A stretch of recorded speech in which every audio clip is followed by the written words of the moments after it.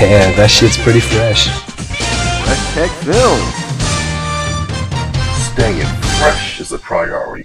Hey everybody, welcome to the FTF Talk Show.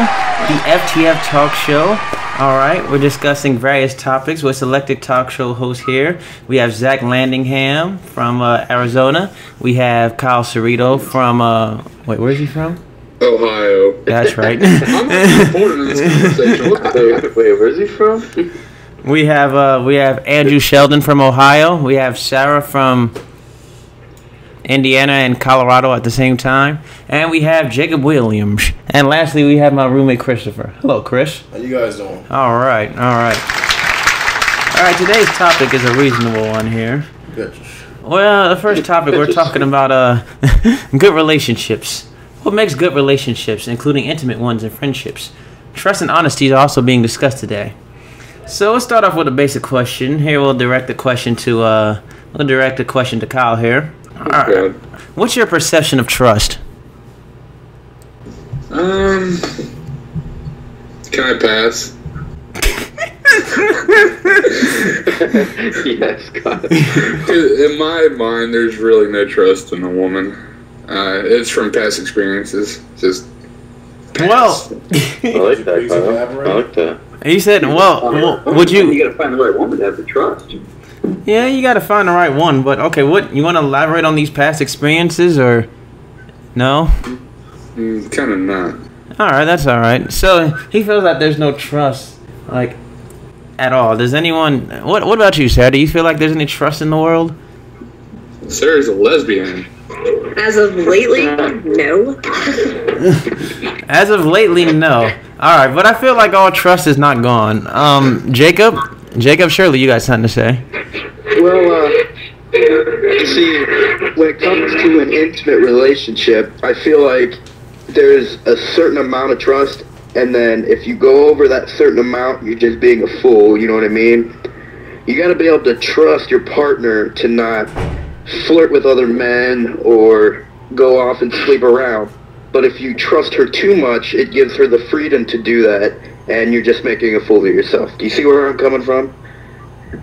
That makes sense. That makes sense. So what Kyle just brought up is the idea of boundaries. Is there a type of boundary in trust? What can you trust someone too much? Yes, I believe you can. Yes. Because then it gives them it kind of gives them a free pass to take advantage of you if they wanted to. That's exactly true. That's exactly true. Yes. Which I'm the type of guy that wears my heart on my sleeve, so I'm kind of how do you say, easy to push in a way. I mean, you give your heart too early, and then somebody fucks up. No, it's not like that. The first girlfriend I had, but I've learned from past experiences not to do that. All right, so if you guys think that, then where is the level to be established? How do you establish that perfect boundary, if we will, of trust? I think it's different for every person. Yeah, I think it depends on who needs the other most. All right. No. I believe it's a matter of time. Hold on. Chris was about to say something. When you jump into what? No, I said I think it's a matter of time. Given time to see how things like this flesh out. Like when you jump in a relationship, you just don't want to. I mean, you could trust whoever it is you're in a relationship with, but it's got to be at a limit. In other words, you can't believe or trust that she's. Yeah, that's what I was saying. But I'm saying, like, what defines that limit? Like, how do you know when you reach that limit? What do you mean? How do you mean? Like, what? How? Where is that limit? They're really. I wouldn't say limits. Like you said, established over time. Yeah, it's over time. I mean, there's no limit or whatever. That's true. All right, so. All right, so it looks like we did establish that trust exists, but for everyone, it's kind of it varies from person to person. Now, that card, the second question came in. How many chances do you give someone if they made a serious offense? When we're talking about trust here, right? like let's say, oh, they made a really big mistake, so you forgive them, and we'll just use a number scheme or kind of an example scheme. But we'll start off with Zach. How many chances do you give someone, Zach, when someone breaches your trust? Well, it depends on how much they betrayed me. Well, we're talking like they betrayed you one time. Let's say it's a really serious offense. Is it bad? Like, is it like... It's bad. If a chick has slept with another dude, then I would not give her a chance whatsoever. All right, what about you, Kyle? When do you think? How many chances would you give somebody? Like I said, it all depends on the situation and how I take it. If it's just or like say my girlfriend's kissing another guy, I'll give her another chance. But the farthest it will go is if she has sex with another person or one of my friends. I will not give her any more chances. Give a chance. I would like to say, so sorry to cut you off. Was it Kyle that was speaking? Sorry to cut you off, Kyle. But giving another chance, like a second chance or so, I think depends on how good your partner was doing in the relationship in the first place. Like if she was a bitch or like she didn't care about you and then she goes and cheats on you, why would you want to give her a second chance knowing that she might do it again? Whereas... Here's the thing. All women, and I'm sorry about your moms, but all women, in my opinion, are bitches. It does not matter how you look at it. I'm sorry about your moms. Did you say that? Well, I'm not gonna lie. My mom has her days. Has her days.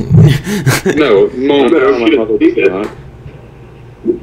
Well, if you let me speak now, I think it depends on the woman's character. It goes back to the taking advantage thing. If you give them another chance, they're gonna think, oh, I can do things and I can get away with it. If their character it suggests that they have that type of mindset, you know what I mean? I would have to disagree with you on that. You're partially right, but not completely right. You know what I mean? A lot of women, they do take second chances seriously, because that's the time that they know that whatever they did wrong, that this time around you're not playing, that for you to give them a second chance, that means you really have them at heart, that you love them. And some women do really take advantage of that. Like, they will act right from now on. Whereas I would agree with you on the part that some women do see it as a leeway to continue the the stupid things they've been doing. You see what I'm saying? Yeah, that's what I'm saying. Their character comes into play. You know what I mean? Yeah. Hold on, okay. I'm gonna put something on the table. And women do like assholes. I don't know why it is. That's why I've stopped caring. No matter what, I'm just going to be asshole to girls in general. It does not matter to me. Just, I've been taken advantage in past times, and... Well, how old are you? I'm 20. So, I mean, you're still young and everything. Once women get older, they're going to realize falling for the assholes is going to keep fucking them over. Well, now, in high school and college, that'll slide. Yeah. Maturity is just a word. You know, I've known people that are like 40 years old and still argue, and just they act childish. It's not like arguing is unhealthy. It's not like arguments are healthy. They are healthy. Exactly. Yeah. It'd be weird if you just went by every day smiling and just like 100% happy. I mean, it's probably fake. All right. Well, that's. I think it's something to consider. Well, what I think is like, I think girls like, well, going to that, and that's a different topic, but girls, they do like assholes, but in time, they'll like, when around their 30, 35, they'll start coming around. That's a little late. They're losing their body. Now, that's actually very late. Now we're talking about trust and everything, right? And we're talking about betraying trust. Now, one of the other questions that my friend brought up the other day is how do you negotiate immediate differences within the relationship? So everyone, no matter if it's a friendship, a boss relationship, like everyone has their differences. So how do you negotiate those differences? Like some people are really bad to just cooperate with. So I'm going to direct this question to Zach. Zach. Why would you, dude? Why would you direct it towards me? Because you ain't say nothing in a while. I told you, Tyree. I'm Not big words hurt my put on the head. spot right now. But what do you think, Zach? How do you, if someone has like really bad differences, how would you negotiate them? How do you fix that? Can you elaborate on bad differences? Well, let's say let's say it's a boy and a girl.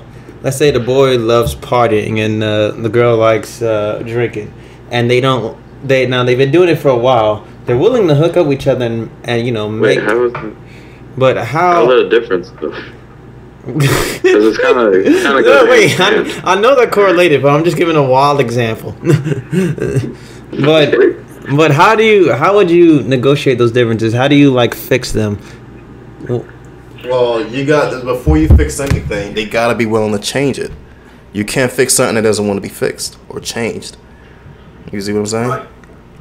Well, if I may talk, what I'm thinking here is wait. Before you continue, Jacob, why do you always say that? If I make talk like you're rudely interrupting yourself. I don't want to talk over people and offend them. You know what I mean? If I may talk. Let him be. You said that? Wait, Jacob, was that you? Yes. Yes. All right. You know, Jake. So here's what I'm throwing out. I'm thinking that openness and honesty is probably the best way to accomplish this. And in a relationship, both parties need to be willing to not necessarily change, but to adapt to the other person. You know what I mean? Kind of like meet in the middle. I agree. Communication. Make compromises. Exactly. I agree. Well spoken. Jacob Williams, everybody.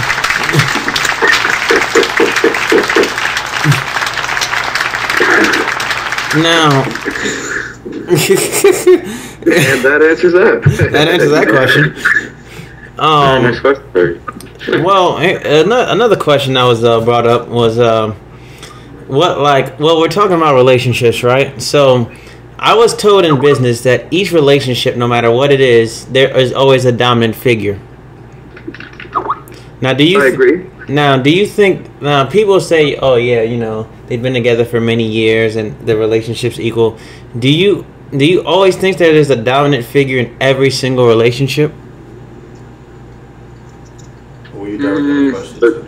This question is directed to let's put it on Andrew Sheldon. Oh, fuck that. Just say to the woman, I wear the pants in a relationship. How about that? That doesn't work with every woman.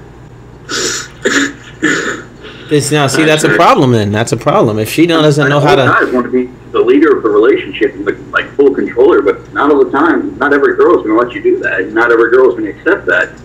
Yeah, but that's if you have to make a stand, though. You have to put your foot down. And I'm not saying, like, put your foot down and be like, you know, go in the kitchen and make me a sandwich. But I mean, like... But I mean, you have to put your foot down and you have to make sure she's not going to walk all over you. Like, she has to be able to take you seriously. Well, first off, I didn't hear anybody say if they agreed that there was a dominant figure. Like, for me... Hold on. Go ahead. I'm sorry. No, go ahead. Well, see, I think most women kind of are used to having a male figure provide for them no matter what. So I do believe there is a dominant role in a relationship, providing for that person, for both of you. So yeah, I do think there is a dominant role. So you're saying like certain aspects, like money-wise and income-wise and taking care, the male has the dominant role, or as foreseen, they do. Yeah, I mean, there's other roles in a relationship that a woman could be dominant for and needed for more. Well, that's when a bed comes in handy. A bat? A bed, B-E. Oh. Oh my god. Oh, shit. I thought he said. She was like, what the hell? Yeah, she just beat her with the bat. Comes in handy. Oh God! All right. Well, I'm gonna wrap this up with just some opinions overall. It looks like trust exists in every relationship, but I guess the point of it is it has to be established firmly, and when it's breached, that there's gonna be some type of there's going to be some type of issue. Now, how to deal with that or how many chances you give, I guess, depends on the offense, and it varies from person to person. Now, personally, I would say, like, if a girl cheated on me, I'm going to do what Kyle did. I'm going to whip out a bat. But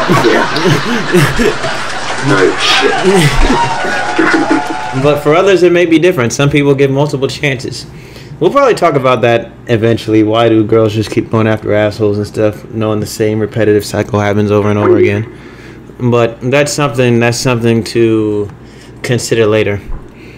I'm just gonna wrap this up with some closing thoughts, and I'll go with everybody in order. I just said mine. What do you think, Zach? What do you think about the whole issue on trust? At the moment, I think trust is a joke. Because, you know, I'm gonna admit I'm not very trustworthy. Wait, when you say you're not very trustworthy, like you can't trust other people or people can't trust you? Kind of both. So how do you think you should fix that? It's all about communication. All right, now, what are you thinking, Kyle? What type of bet I should use? I mean, what? No, anyways. Trust, yeah. I do have trust in women. I'm not gonna think that every woman out there is, you know, I don't know. I don't know what to say. I know, it can be rough. That's what she said.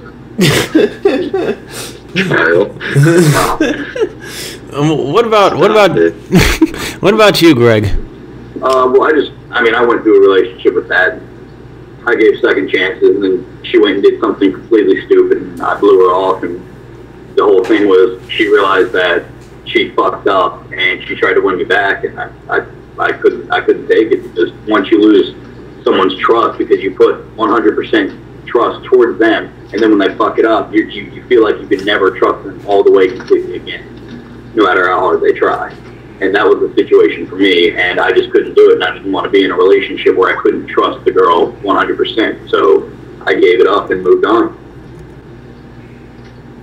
Alright, well, do you think, but it doesn't affect your trust in future people, but it affects how you will trust people in the future, right? It literally only affected my trust with her. I believe, I know people are different, and I believe that everybody has a different aspect and a different part behind them, and if I can't trust this one person, I'm going to move on and go find someone else. Not everybody's the same. Not everybody's going to try and fuck you over in this world, even though everybody believes that nothing's good in this world and you got to work your ass off and be an asshole through it. I mean, there's people out there you can trust and actually get away with working with. That was Greg Shelby. Sarah, are you there? I think Sarah might have went AFK for a little bit. Whap, whap. Jacob, concluding thoughts? Well, my view on this whole trust thing is pretty much close to everybody else. I feel like if you're betrayed once, you can never trust that person 100% again. And as I said before, second chances are based on the character. If I'm dating a slutty girl and she decides to go and have sex with another guy, I'm feeling like that's done because I know her character and I feel like she'd take advantage, you know what I mean? Wait, you say you're dating a slutty girl? I said if you were to. Well, trust really doesn't exist in those kind of relationships, though, do they? Well, I mean, that's why they're called sluts, obviously. Yeah, exactly. I'm just saying that second chances for me are probably going to be based on the character of the person and whether or not they would try to take advantage of it. Yeah. And trust is like a scar, you know what I mean? If somebody betrays your trust, it's like a wound that never goes away. You can never look at that person and trust them 100% ever again because in the back of your mind, you're going to be thinking about that one time when they betrayed it. Yeah, definitely. And also, I think personality has to do something with the relationship as well. I mean, you just can't date someone that's like, for instance, I like cars, and well, I guess that's kind of irrelevant to the whole subject. Never mind. I see where you're coming from.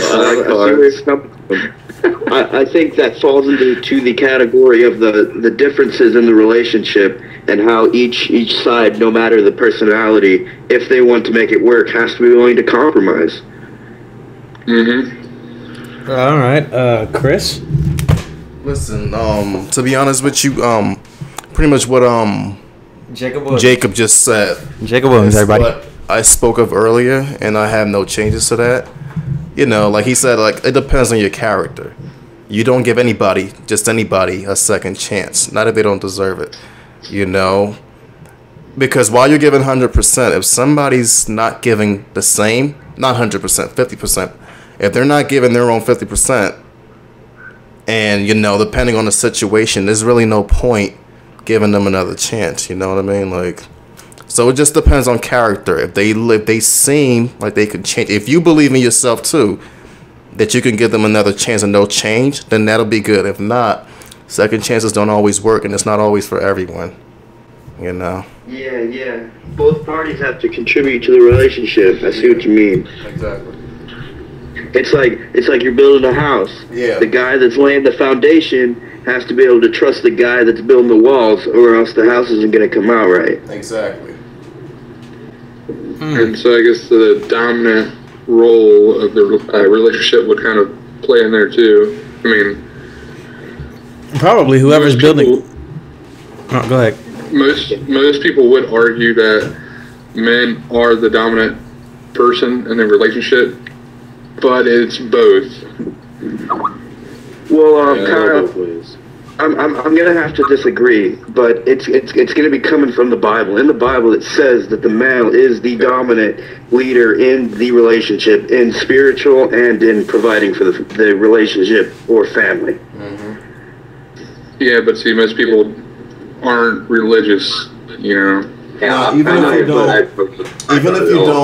if you don't look at it from a religious standpoint, I guess the obvious thing, or the common, the norm, will be the male. Like, I mean, everybody sees a man doing the stuff. Like, that's why when they hear of a woman holding up a family single-handedly, like, they get really surprised because it's not the norm. So yeah, so whether you look at it religiously wise or not, I believe the males are the dominant figures regardless. It's been like that through all of history. I mean, for the better part of human history, the female has been in the kitchen making sandwiches while the male is eating the bread.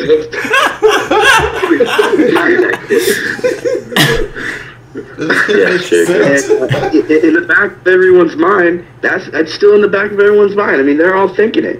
Women have been in the workplace for only, 50, 60 years? Why are you laughing? Women just got rights. No, I agree, though. He has a point. The male is the dominant figure, so sexy. no matter what. As long as this here, women has just gotten rights not too long ago. Yeah. Now you see, the men are going to shut their mouths and they're going to agree with their wife no matter what because they don't want to sleep on the couch. But they know who the leader is. They'll let them think whatever they want. They know who the leader is. Yeah, it's because, you don't want to go through the argument. It's just not worth the trouble. Exactly. But you want to sleep in your bed, not the couch. True. In every relationship, there is argument. Is like what Greg Shelton said. You know, argument, a relationship is good, despite what other people think. Because it gives you a chance to communicate with the relationship and, for future reference on how to work it out and so on. Jacob, if you're so agreeing with the male being dominant, how come the male has to sleep on the couch? Wouldn't he show off the woman? Ooh, now you heard that, right? He said, and I'll repeat that. He said, if the male is so dominant, then why would the male be the one to sleep on the couch? Yeah, kick the bitch on the couch. It was kind of like a stereotype. Yeah. It was an analogy. It was an analogy. Oh, okay. Hey, I'm thinking it's been over 20 minutes, Tyree. I think it has. It has. This has been a really good episode. I'd like to introduce some of our sponsors, and that's all of our sponsors. This is a great. We actually do have some partners, but I don't feel like going through the Skype list. But they know who they are. But this has been a great week. Next week we have some discussions on the table of we're either going to talk about religion versus non-religion, or we're going to talk about weed versus non-weed. I'd say there's more of a discussion on weed. I'm not too much for religion. I do believe in Christ, but I'm not going to preach it like someone coming up to your doorstep saying, "Do you believe in Christ?" That shit's annoying. Anyways, we're not getting into this. Tyree, you end it. Yeah. That shit is annoying. But anyway, ladies and gentlemen, amazing intro music. We'll do some amazing intro music, or outro music in this case. And this has been the FTF Talk Show, episode 1. Stay tuned for episode 2, same time next week.